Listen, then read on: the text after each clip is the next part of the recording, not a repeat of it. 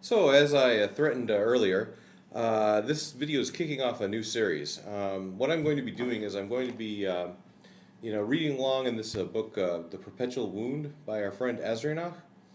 And Azrienoch is a prominent YouTuber here, and so you might have seen some of his videos and wondered what his book is all about. I figured it'd be nice if we just, gave ourselves a chance to read through it together and see what we can get out of it.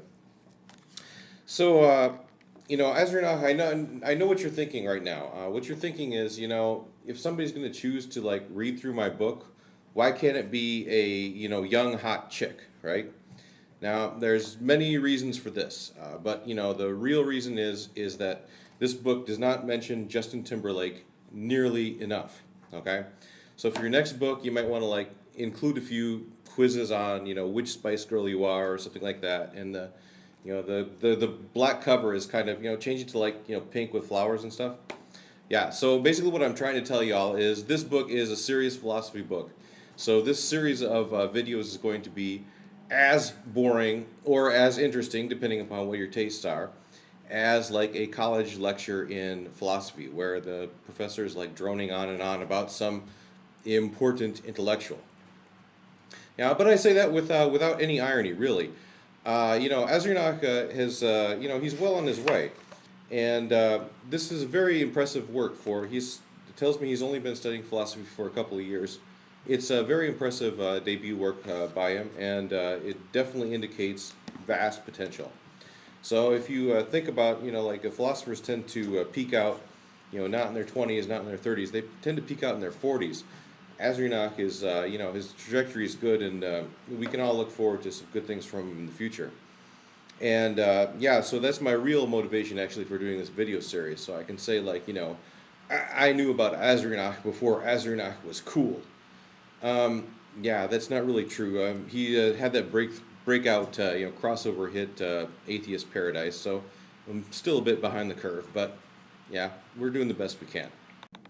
So I want to keep this short and sweet, this introductory video not too long, but I do want to whet your taste a little bit for what this book is. This book reminds me actually a lot of the Tractatus Logico-Philosophicus by Wittgenstein. It's very poetic, lots of good aphorisms in here and things like that.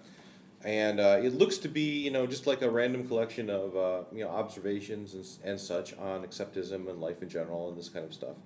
But looks can be deceiving. I don't know if, Azrienoch did this consciously or subconsciously, but I'd like to show you the interesting thing about the table of contents here. Okay, let me put this up here, right? Here's the table of contents. I have written a Greek word there, chiasm. It's pronounced chiasm. What this means is that a particular structure that the book seems to have. If you notice next to the chapters, I've written A, B, C, D, all this kind of stuff. So, preface, next to preface I've got A, and I've got A next to epilogue down here. And B next to acceptism, I've got B next to acceptism over here. And C intermission, I've got C intermission over here. So you can see this book is kind of like a butterfly. It's it goes forwards for a while, then it goes backwards for a while. And the structure that this is called is chiasm. It's for Greek letter X. And you don't really see many books that are structured like this today, but it was a very popular form of structuring content in antiquity. So so this book has a lot more, a lot more structure to it, a lot more things in there, probably than what even Azrienoch wanted to put in there. I'm sure he's striving for the chaos much more than what he actually achieved. So just to whet your interest in the book, and next video we'll be moving right along to chapter 1.